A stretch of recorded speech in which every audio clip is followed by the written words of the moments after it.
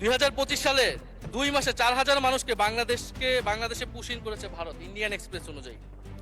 যুদ্ধ মানেই কি কেবল ট্যাঙ্কের গর্জন, ফাইটার জেটের বোমাবর্ষণ আর সীমান্তে গোলাগুলি? ভূরাজনীতির আধুনিক সমীকরণ বলছে না। একটি রাষ্ট্রকে চিরতরে পঙ্গু করে দেওয়ার জন্য এখন আর সরাসরি সামরিক আগ্রাসনের কোনো প্রয়োজন নেই। ধ্বংসের জন্য একটি ডেমোগ্রাফিক ওয়েপন বা জনসংখ্যার বোমাই যথেষ্ট। আর ঠিক এই অস্ত্রটি এবার বাংলাদেশের বিরুদ্ধে প্রয়োগ করতে যাচ্ছে নয়াদিল্লি এবং মোদী সরকার। আজ আমরা আপনাদের সামনে উন্মোচন করব এমন এক ভয়ঙ্কর ভূরাজনৈতিক নীলনকশা, যা সফল হলে আগামী কয়েক মাসের মধ্যে বাংলাদেশ পরিণত হবে বিশ্বের সবচেয়ে বড় রিফিউজি ক্যাম্প বা শরণার্থী শিবিরে। সাউথ ব্লক এবং বিজেপি থিঙ্ক ট্যাঙ্করা কোনো সেনাবাহিনী ব্যবহার না করেই স্রেফ জনসংখ্যার এক বিশাল সুনামি দিয়ে বাংলাদেশকে তস নস করে দেওয়ার এক গভীর ষড়যন্ত্রে মেতেছে। আসাম এবং পশ্চিমবঙ্গের কোটি কোটি বাংলাভাষী মুসলিমকে রাষ্ট্রহীন করে সামরিক পাহারায় পূর্ব এবং পশ্চিম দিক থেকে বাংলাদেশের ভেতরে পুশ ইন করার এই ব্লুপ্রিন্ট মূলত নরেন্দ্র মোদীর আগামীর রাজনীতির লাইফলাইন। কিভাবে সাজানো হয়েছে এই ভয়ঙ্কর ফাঁদ? কেন এটি রোহিঙ্গা সংকটের চেয়েও শতগুণ বড় ধ্বংসযজ্ঞ ডেকে আনতে পারে? আসুন পুরো বিষয়টি বোঝার চেষ্টা করি। যে কোনো মাস্টার প্ল্যানের একটি গ্রাউন্ড ওয়ার্ক বা ভিত্তি থাকে। বিজেপির এই পুশ ইন থিওরির গ্রাউন্ড ওয়ার্কটি সম্পন্ন হয়েছে সদ্য সমাপ্ত পশ্চিমবঙ্গের ইলেকশনে। আপনারা হয়তো খেয়াল করেছেন, পশ্চিমবঙ্গের এবারের নির্বাচনে নজিরবিহীনভাবে 96% পর্যন্ত ভোট পড়েছে। অস্বাভাবিক পরিসংখ্যান এবং বাস্তবতার নিরিখে এটি একটি সম্পূর্ণ অসম্ভব এবং অবাস্তব সংখ্যা। এর সোজা অর্থ হলো মোদী সরকার অত্যন্ত নিখুঁতভাবে এই নির্বাচন রিগ করেছে বা ভোট চুরি করেছে। কিন্তু কেন এই রিগিং? এর পেছনে বিজেপির সুনির্দিষ্ট দুটি রাজনৈতিক এবং ভূরাজনৈতিক ফায়দা রয়েছে। প্রথমত, পশ্চিমবঙ্গকে টালমাটাল করে তোলা। মমতা ব্যানার্জি এবং তার দল তৃণমূল কংগ্রেস দীর্ঘ সময় ধরে বিজেপির হিন্দুত্ববাদীর রাজনীতির পথে সবচেয়ে বড় কাঁচা হয়ে দাঁড়িয়েছিল। এই ভোট চুরির মাধ্যমে এবং পরবর্তীতে রাজ্যে কৃত্রিম অরাজকতা সৃষ্টি করে মমতা ব্যানার্জির রাজনীতিকে সরাসরি অস্তিত্ব সংকটে ফেলে দেওয়া হবে। এর ফলে জাতীয় পর্যায়ে বিরোধী জোট মানসিকভাবে এবং সাংগঠনিকভাবে সম্পূর্ণ ভেঙে পড়বে। আগামী লোকসভা নির্বাচনে মোদী অমিত শাহ জুটিকে চ্যালেঞ্জ জানানোর মতো কোনো শক্তিশালী বিরোধী জোট আর মাথা তুলে দাঁড়াতে পারবে না।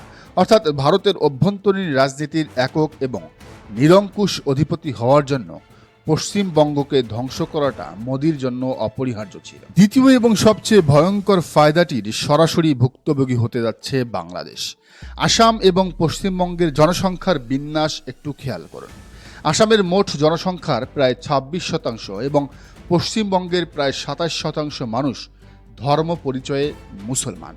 এনআরসি এবং সিএ এর মতো কালাকানুনের খড়গ ঝুলিয়ে এই বিশাল জনগোষ্ঠীকে অবৈধ অনুপ্রবেশকারী তকমা দেওয়ার সব প্রস্তুতি সম্পন্ন। মোদির লক্ষ্য এদেরকে ভারতের ভেতরে আটকে রেখে খাওয়ানো নয়। তাদের লক্ষ্য হলো এই কোটি কোটি মুসলিমকে রাষ্ট্রহীন করে সামরিক শক্তির চরম ভীতি প্রদর্শন করে বিএসএফ এর ছত্রছায়ায় পূর্ব ও পশ্চিম উভয় দিক থেকে বাংলাদেশের সীমান্তের দিকে ঠেলে দেওয়া। যেমনটি আরাকানে করা হয়েছিল, রোহিঙ্গাদের বাংলাদেশে ঠেলে দেওয়া হয়েছিল। একবার কল্পনা করুন পরিস্থিতিটা। রাতের অন্ধকারে কাঁটাতারের বেড়া খুলে দেওয়া হচ্ছে আর পেছন থেকে বন্দুকের নল ঠেকিয়ে লাখ লাখ নারী পুরুষ শিশুকে তাড়িয়ে দেওয়া হচ্ছে বাংলাদেশের দিকে। কোনো গুলি ছাড়াই, কোনো যুদ্ধ ঘোষণা ছাড়াই বাংলাদেশের উপর চাপিয়ে দেওয়া হবে এক অচিন্তনীয় জনসংখ্যার বোঝা।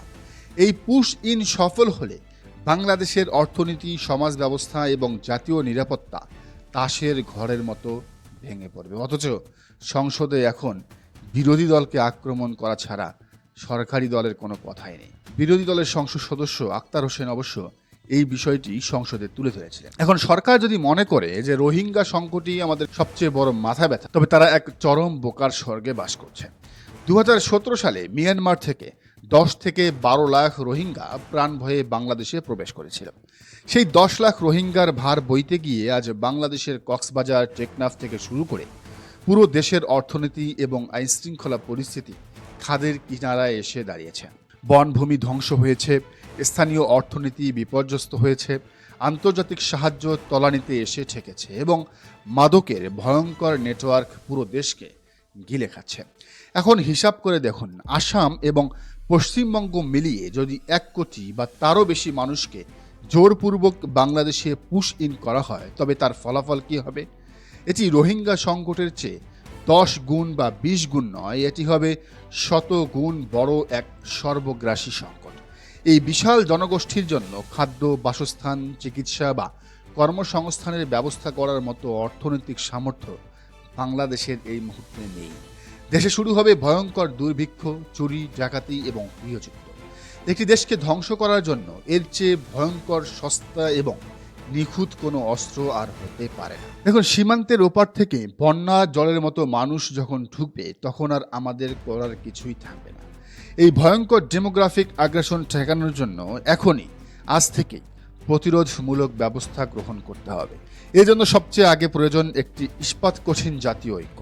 দেশের ভেতরে রাজনৈতিক দলগুলোর মধ্যে হাজারো মতপার্থক্য থাকতে পারে, নির্বাচন নিয়ে রেষারেষি থাকতে পারে, জুলাই সনদ বাস্তবায়ন নিয়ে, গণভোট নিয়ে ঝামেলা হতে পারে, কিন্তু যখন রাষ্ট্রের অস্তিত্বই হুমকির মুখে, তখন সমস্ত দল, মত, ধর্ম নির্বিশেষে দেশের 18 কোটি মানুষকে এক কাতারে দাঁড়াতে হবে।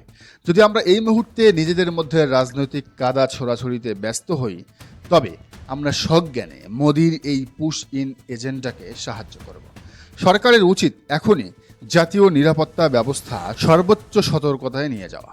বাংলাদেশের চারপাশে থাকা ভারতীয় মুসলিম নাগরিকদের নিয়ে মোদির এই আগ্রাসী রাজনীতির বিপরীতে আমাদের সামরিক এবং কূটনৈতিক উভয় ফ্রন্টে পাল্টা আঘাত হানার প্রস্তুতি নিতে হবে। বাংলাদেশ ভারত সীমান্তে বিজিবির পাশাপাশি সেনাবাহিনীর রিজার্ভ ফোর্স মোতায়েন করে বর্ডার সিল করে দিতে হবে। কোনোভাবেই যেন 1 ইঞ্চি জায়গা দিয়েও কেউ অবৈধভাবে প্রবেশ করতে না পারে, তার জন্য জিরো টলারেন্স নীতি গ্রহণ করতে হবে। জাতিসংঘ, ওআইসি, ইউরোপীয় ইউনিয়ন এবং বন্ধু রাষ্ট্রগুলোর কাছে ভারতের এই অমানবিক এবং আগ্রাসী ব্লুপ্রিন্ট এখনই তুলে ধরতে হবে।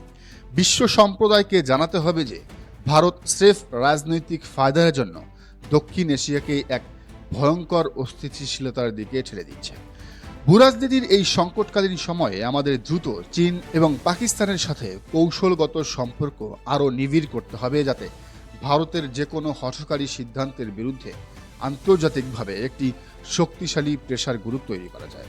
মনে রাখতে হবে, প্রতিবেশীর ঘরে যখন আগুন লাগে, তখন নিজের ঘরের দরজা বন্ধ করে শান্তিতে ঘুমানো যায় না।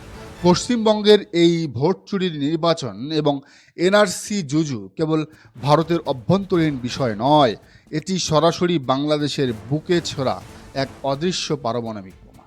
এই ষড়যন্ত্রের জাল যদি আমরা এখনই ছিঁড়ে ফেলতে না পারি, তবে আগামী কয়েক বছরের মধ্যে মানচিত্র থেকে একটি স্বাধীন ও স্থিতিশীল রাষ্ট্র হিসেবে বাংলাদেশের নাম হয়তো চিরতরে মুছে যাবে। সময় থাকতে আমাদের জেগে উঠতে হবে, কারণ ইতিহাস কখনো দুর্বলকে ক্ষমা করে না। দর্শক, বিষয়টিকে আপনি কীভাবে দেখছেন জানান মন্তব্যের ঘরে। আর এই চ্যানেলে নতুন হলে অবশ্যই সাবস্ক্রাইব করে বেল আইকনটি বাজিয়ে রাখুন।